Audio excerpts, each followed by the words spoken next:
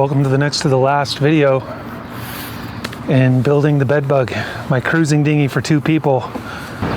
So if you're familiar with my channel, I build and design small boats, mostly ones that I can put on top of a car in the back of my truck. In this video, I'm going to do a mast, I'm going to do a rudder, a cassette, a tiller. I'm going to get in and do some structural support for the Tabernacle for the mast. So kind of like some real sailboat type building stuff in this one. It's kind of a fun video, kind of a long video too, at about 40 minutes. I'm going to start with finish work on the hull. Before paint, I put on a layer of epoxy, and I don't have to epoxy the bottom because I got glassed when this boat was getting planked upside down, which makes things a lot easier. I do need to lift the hull to get paint on the bottom though. Finish work is really its own skill set that I'm just a beginner at, but I'm learning to at least identify and fix some of my mistakes. A heat gun and a chisel scrape down these drips that would show right through the paint and be a little bit too unsightly even for me.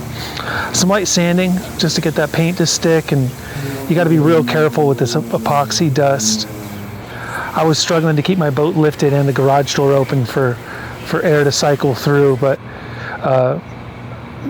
I wanted to keep some ventilation in here because this epoxy dust is really bad for you. It gets in your lungs and then keeps curing and then hardens your lungs, and it can mess you up forever. So they recently outlawed oil-based paint, at least in the gallon cans in Nevada. I can still get it in quarts, but I just can't get it in a gallon anymore. I still have this gallon of oil-based primer left over, and I'm going to mix some quarts of oil-based paint here in a minute.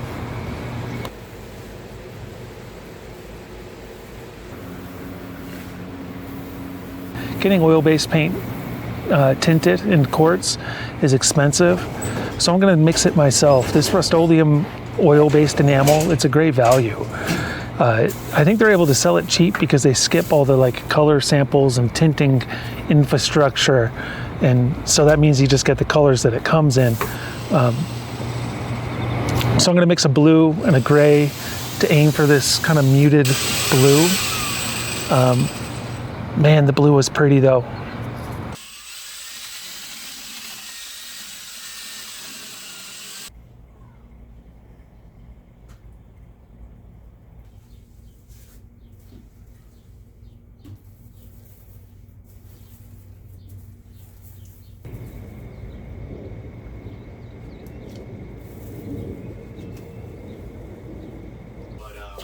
Yeah, it literally felt like a giant sketch with a bunch of friends. Yes. Popping for a day, but... And this came out a little bit darker than I wanted. I was hoping for it to be a little bit lighter, and that blue came through more saturated than I expected. But I really like it, how it looks. I'm going to start working on boards now that I've got that hull painted. I'm just strip planking some old Douglas fir. It's basically old scrap wood. I just milled it into square strips. I think it's 1.25 inches square. And I'm making kind of thick foils on this, like I did on that pot liquor dory. I really like how they're performing on that boat. Okay, so here's a little clamping trick where I take a hand plane and put a little bit of an arc on these 2 pieces just to make a little bit of a bend on one face. I'm going to use that bend to get clamping force to the middle of the board.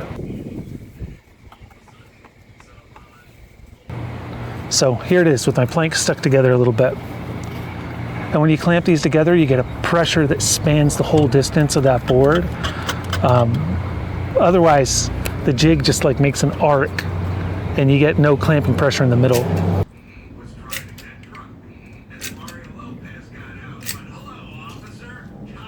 I use PL Premium as much for the working time as I do for it being supposedly waterproof, because I don't think it really is all that waterproof, but it does fill gaps, but doesn't structurally fill them the way epoxy does.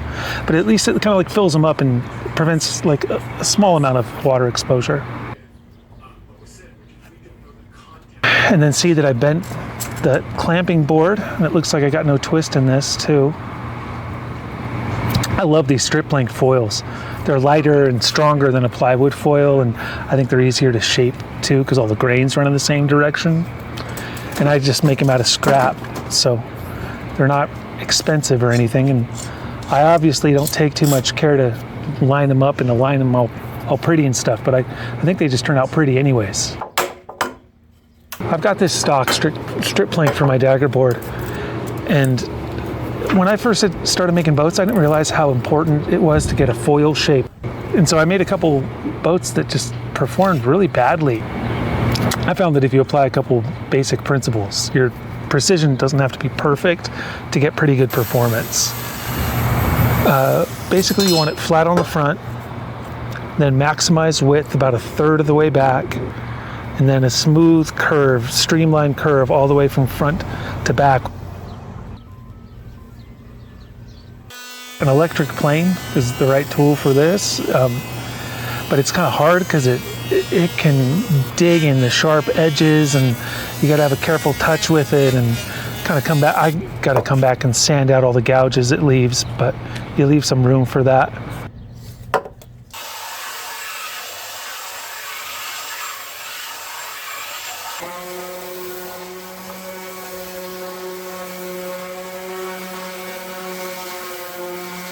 This daggerboard is way too long. I think it's 6 feet right now.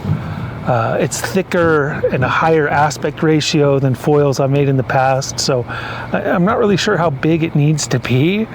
Also, I made a mistake of putting some rake in my daggerboard trunk, and it made it so that my daggerboard's only 11 inches from front to back, which it's a little bit small, and I don't really like that.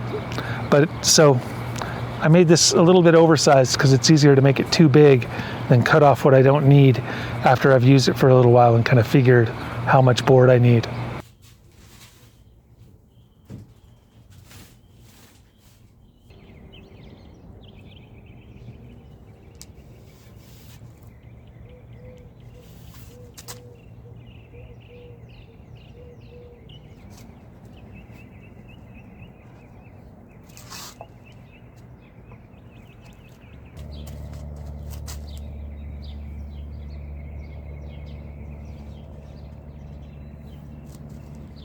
I am getting a little bit better at fiberglass, wet it out, and I think wetting it out went pretty good. I don't mean I'm an expert by any means, though. I should have come back in with a fill coat on this, and I didn't, so there's a little bit of texture on there still.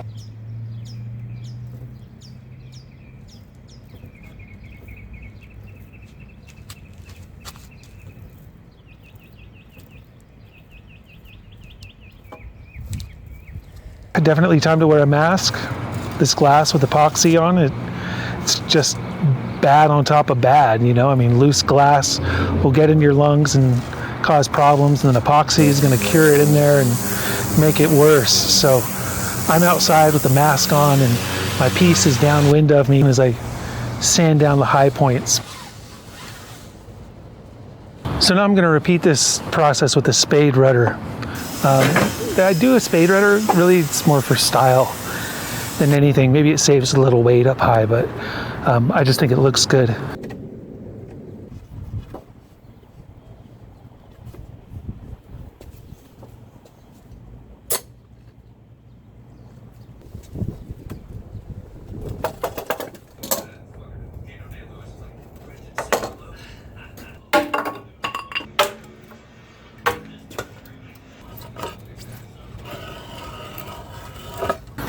I was smart enough to come back in and put some pencil on here to help me shape it, and then I just shaped that foil by eye. Curve all the way to flat on front, widest point a third of the way back, streamlined curve from front to back. Should be good.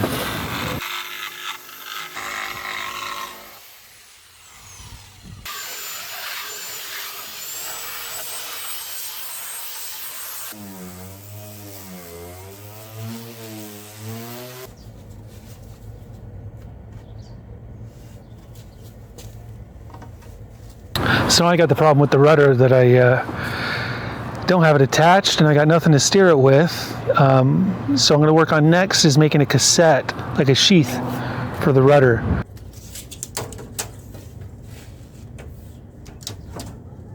This is what Michael Storer does on his boats. I love it. You put an angle on there that matches the transom to vertical. Matches from the transom to horizontal. And I was smart enough this time to flip my faces, unlike on the daggerboard trunk.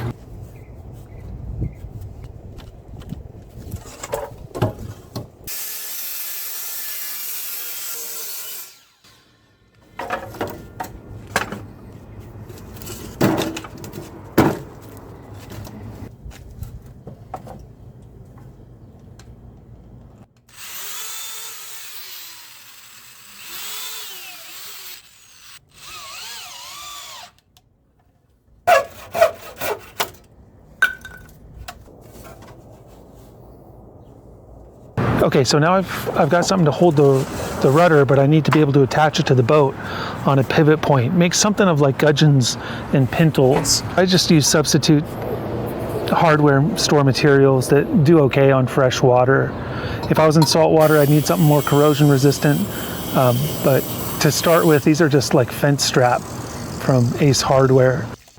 First, I'm going to put an L shape on these to attach so that they get attached to the side and the front of that cassette. So I'm going to cut a thin little channel that will allow me to focus the bend. I only cut about halfway through them and then bend it, but then that bend closes, so I need to clear material out to continue bending it to 90 degrees. So that'll be the cassette side, and now I need something on the transom to make my pivot point on the boat end. And so I like these eyes that I find at Home Depot. I like the thick ones that come on the turnbuckle, but I gotta buy the whole turnbuckle to get the right threaded eye. But you know, it's strong and it's a lot cheaper than marine grade alternatives. So, and although it's not as corrosion resistant, I'm happy with it, and they've done well with me on the boats I put them on.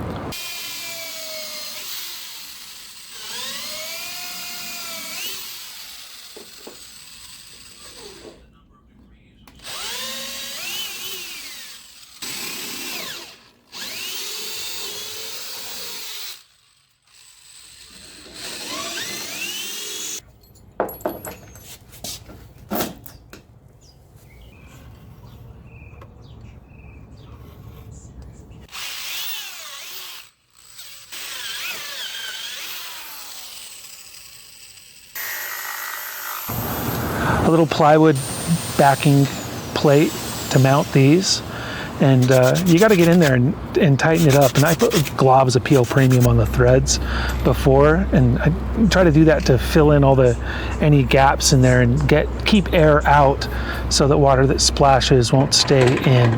I know that PL Premium doesn't do a perfect job of keeping water out if it's submerged, but you know, a splash should stay out.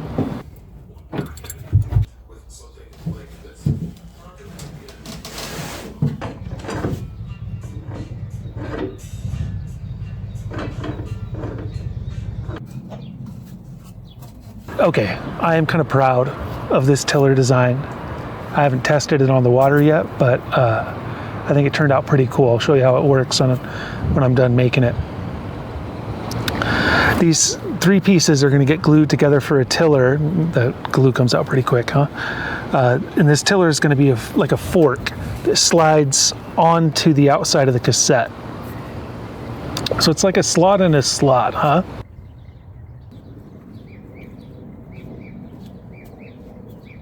Finish up some work on that cassette and use PL Premium to attach all that hardware and fill holes, try to keep some water out.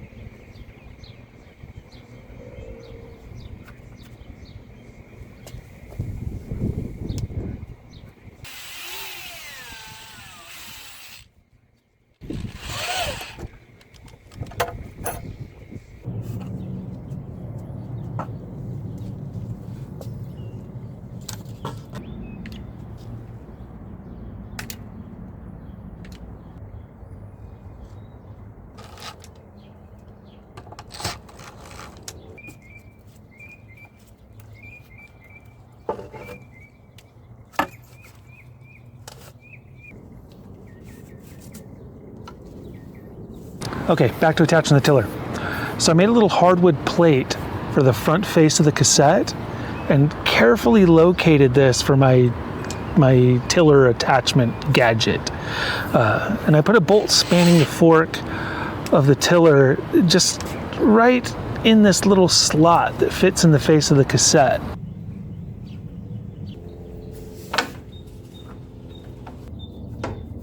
Put some blocks on the cassette near the rear, of the back of the cheeks. Carefully locate those so to make all this whole tiller system work, and it'll suspend the tiller ahead of the pivot, but now it can come out just right out of that slot.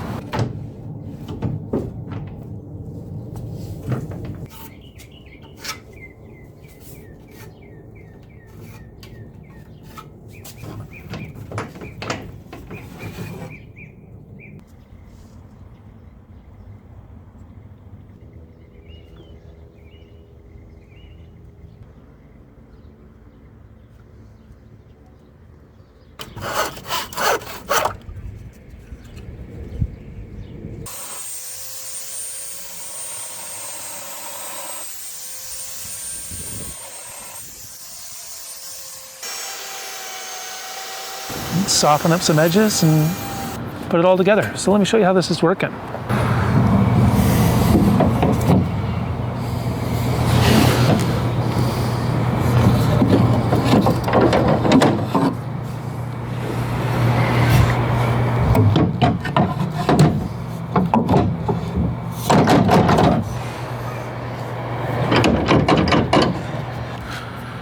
And then this comes out just like that. Put that fork in. And then your tiller settles. Okay, so that's my rudder setup. I like it. I think it's going to turn out good. Now it's time for the masts. 2 masts on the yawl. Main mast I'm going to work on first. It's going to be a hollow box mast, another structure that I take from Michael's store. The core of this mast, the core of a mast doesn't add too much strength. It's about like a moment of inertia that makes strength. Like a pipe is stronger than a rod. So the core of a mast doesn't add much strength, just weight. So this hollow box design, it creates a light and strong mast for relatively not a lot of work. This is just some Doug fir, 23, 30 seconds thick, or like a sanded 3/4 thick, 16 feet long. This is like old growth, clear grained Doug fir that I spent a couple $100 on. I spent a couple $100 on these two pieces. This is a spot where I think it's worth the money to spend a little bit more. I have had success in the past of making masts out of like big box lumber and like strip planking it into boards, which is cheaper and maybe even stronger, probably a little bit heavier, but it's certainly more work. And then there was a little bit of energy stored in one of these, so it made it crook a little bit. So when I was putting a taper at the top, it already had a taper on one side, really, and so I could just taper the other side to bring it back kind of into the center. I used a piece of hardwood underneath as like a shooting board. Like I clamped a sandwich of hardwood at the bottom, and then one of my planks in the middle, and then the plank I was cutting on top. So that 3-layered sandwich. The plank in the middle gets recessed a little bit, and then the one on top is the one I'm cutting, and it makes like a makeshift shooting board to plane down to the line for that taper. And I thought it was clever, and I thought it turned out good. Mast is going to have a series of plugs in it to help maintain the shape and the bend and stuff.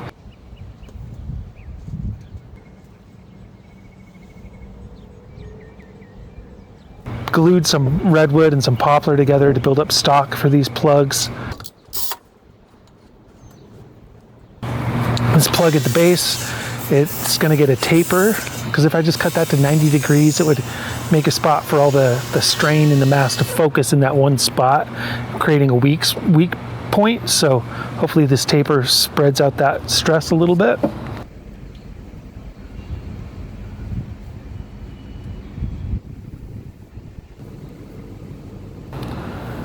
I figure where I'm going to put those and measure them out and then cut them to shape and cut them to the right size. And then at the top, there's about 1 foot of plug.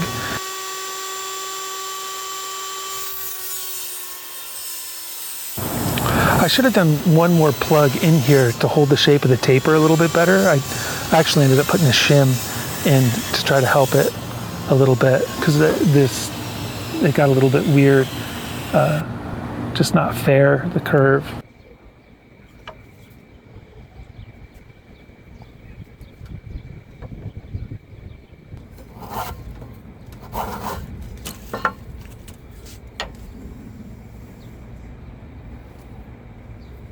Drill a hole through all the middle plugs to allow some drainage and airflow. And I'm going to drill a weep hole at the bottom of the taper of that lowest plug.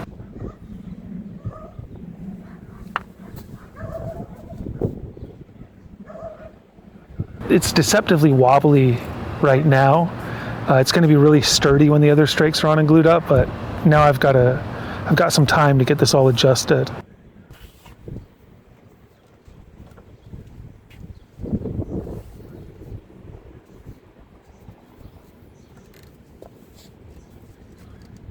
I glue one side at a time on this. Let the glue set up overnight. I thought it was tempting. I thought about trying to glue both sides together at once, and that would have been a mistake. And now I can just run my line again and straighten this out and work from the middle towards the ends to try to make this mast straight. In this dimension, it did pretty good. The other dimension didn't turn out so good.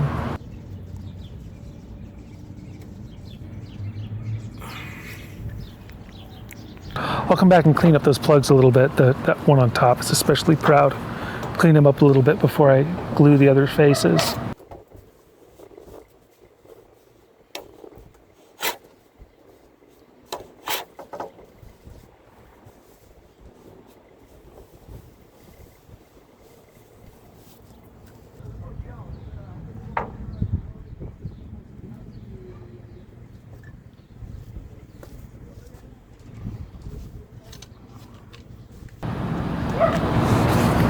Man, and you can kind of see that weird bend on the viewer's left where I added that other shim here. Okay, so these wider faces, you don't have to shape them or anything like that. You can just attach them and trim them to the taper that's already there after you've got them attached.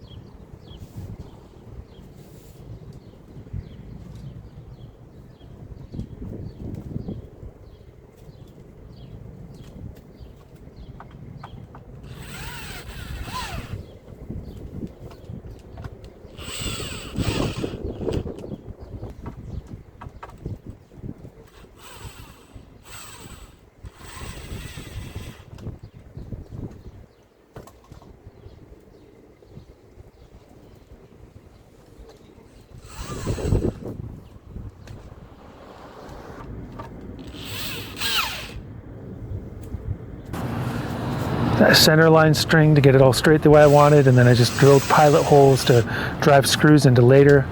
It worked in theory, but then I rushed to glue both faces, to glue both sides in one go, and it put some bend into the mast. You can kind of see it right there.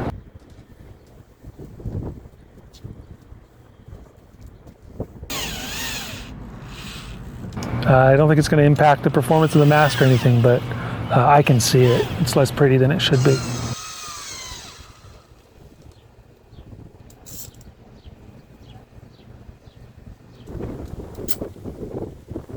And so because these two planks haven't been cut down, I didn't put any taper on them or anything, just come and cut off the excess and then come with the flush trim router bit. Okay, this is an issue right here. My router started splitting this out. You can hear it, that like buzz.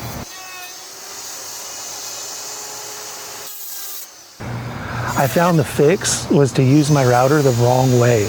Like drive it in the direction that the rotation of the bit wants to pull it. And then it would cut the wood ahead of the split instead of driving it into the split and expanding that open split. I know it's the dangerous way to use the router, and it feels out of control, probably because it kind of is, but I split a little bit of this and then I changed my approach, and it kept me from splitting out the rest of the expensive fur on this mast.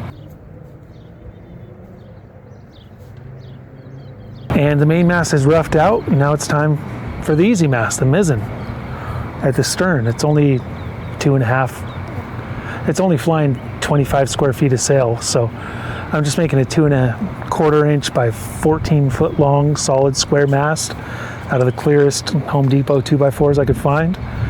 Eyeball some taper in it as it makes it to the top. And then the next problem is going to be getting this hole out of the garage so I can raise the masts. At least 2 boats are in the way. I'm in the middle of moving. Got a new house, and I'm moving houses as I finish this build. So I'm going to take the skiff and the dory to the new house that has, really, it's got better boat storage. Is part of what made me buy it. I might as well get them wet in the process, though. This first boat, this is my seamless skiff. This is my favorite boat. It was designed to have the option to use like a Harbor Freight canvas tarp right off the shelf as a sail. I have a video on that on my channel if you're interested. I have it set up in the better performing yawl configuration with sewn sails. Man, I love just being able to adjust that mizzen, just trim it hard and park that boat right head to wind and figure things out if you get in trouble, or it can give you a lot of control too, that yawl rig. This boat here, my bed bug, is kind of like a copy, like a bigger version of that seamless skiff. I mean, it's even ended up kind of the same color. This one should have room for me and my wife both, though, to sleep on board. Because, yeah, I mean, you can see she doesn't find a lot of comfortable spots to sit in the skiff. But it does take us out to some beautiful little spots. And if I take it out solo, it is perfect to just haul it in the back of my truck with room on the bottom for me and the dog to sleep on the water comfortably. Yeah, I love this thing.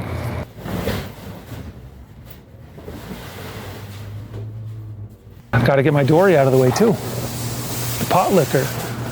Another boat I designed and built and documented on this channel.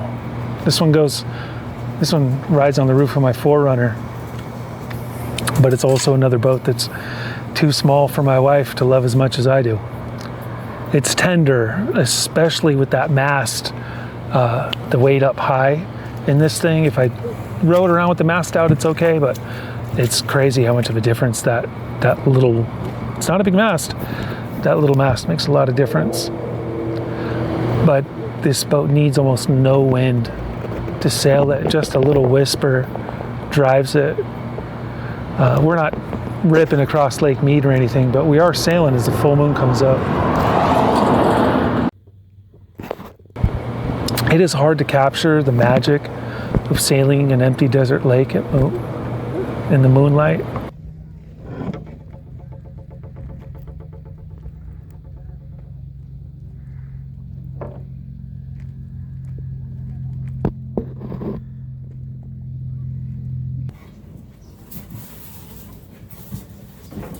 Okay, so this one goes to the new house.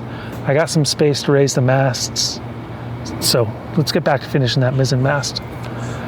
My fence on my table saw creeps. I tried to make a big long cut on this, but that fence moved and it got all kinds of screwed up. And so I just had to kind of improvise the rest of this mizzen mast and work it down with an electric plane to final dimensions. Just trying to do what I can to avoid knots and eyeball the taper.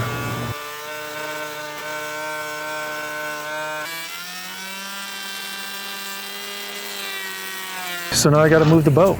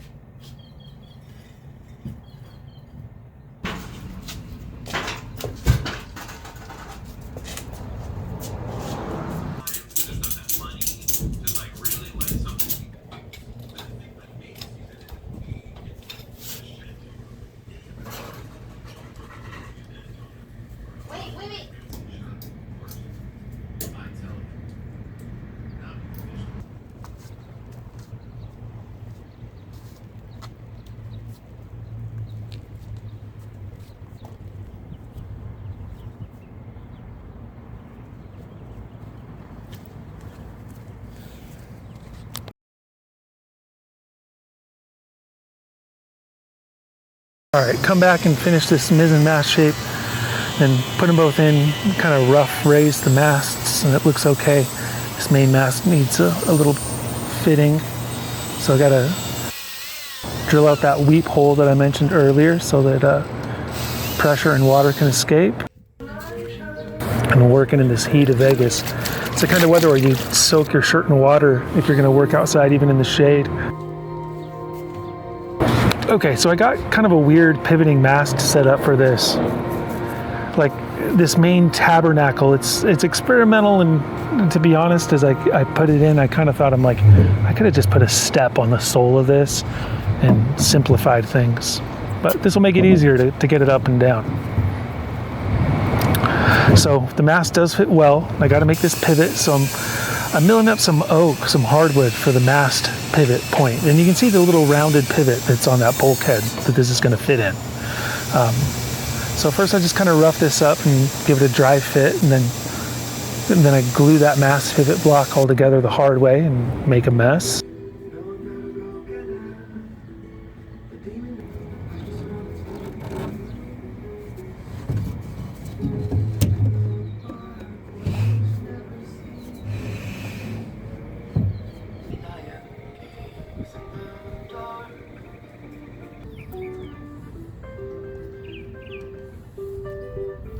Trim an inch off the bottom of the mast. This main mast could really be about 15.5 feet long and function just fine. Right now I've got about 16 feet, so I've got some room to clean up the bottom of that mast, take an inch off, round it off a little bit. I did not put any taper on the bottom of this mast though. It's going to be that full 4.5 inch dimension all the way at the bottom, so it fits in this Tabernacle. Okay, now back to my pivot block. Clean it up, but I need to get it attached to the mast in the right spot.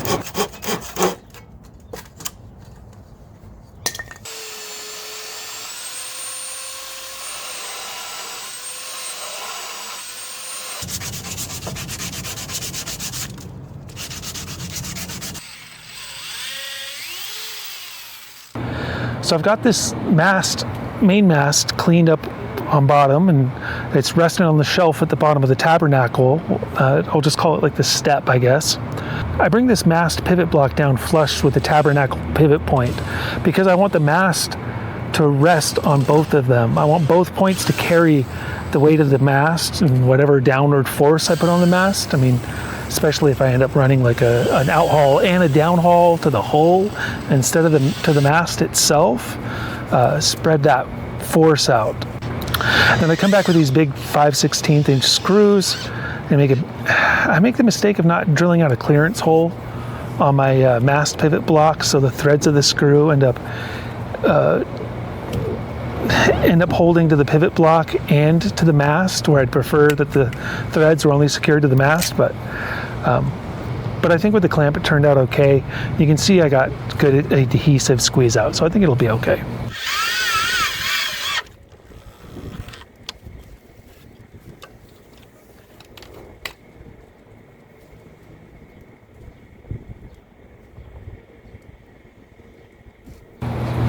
All right, and then one last thing before I get this mast settled into the Tabernacle and I'm content with the whole thing structurally.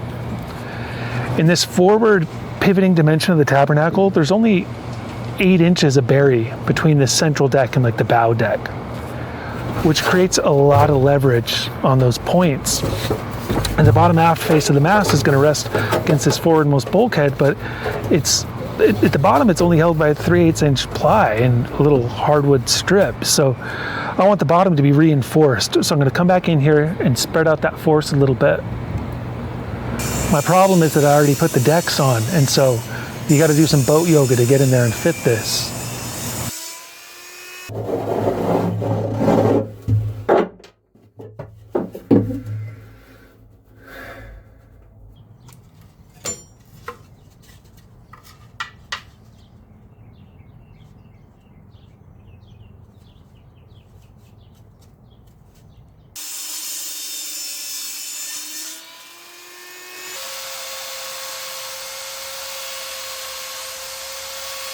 So now I got to get down in the hole again and sand off the paint to make a surface for this epoxy to stick to, which means I got to rig up my sander and run it down the hole.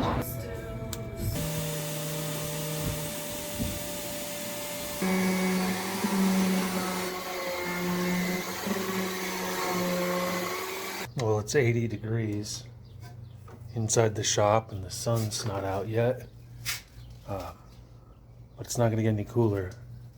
So it's not going to get any easier to do this epoxy work. It is, thermometer says 88 degrees.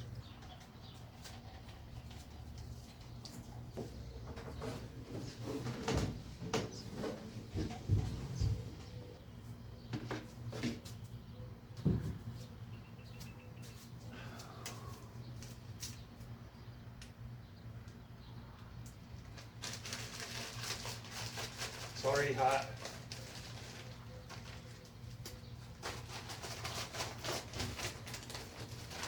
And this epoxy just wants to kick in the heat and it's getting all over. I haven't mixed this first stuff too thin, not enough thickener in there. And so it's dripping as it cures. And so I'm scraping it up and cleaning it up and it's curing in the heat. And then this is what it looks like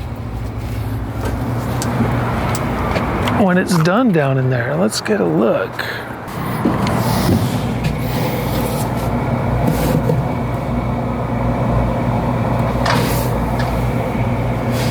So structurally it should be sound now. All right, well, I'm gonna put the masts up and talk about the end of the video.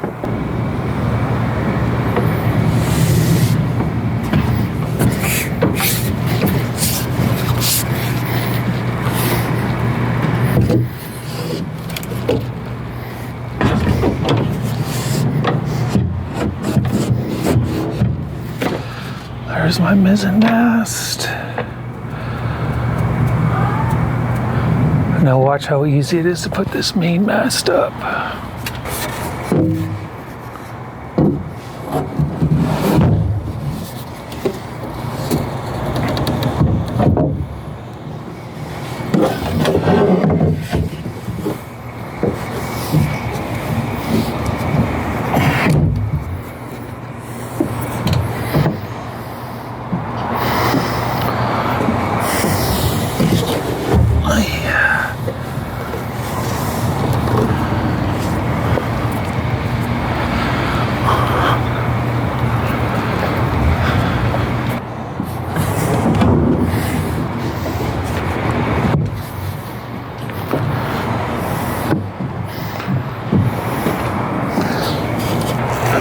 All right, so that is the end of, I think this is video 8 in building the bedbug. The next to the last video. The next one I'm going to do sails and paint the inside, maybe even launch it. Got a handful of videos on building and sailing little wooden boats on my channel. This is a ton of work, but it's kind of its own reward. It's worth it. Thanks for watching.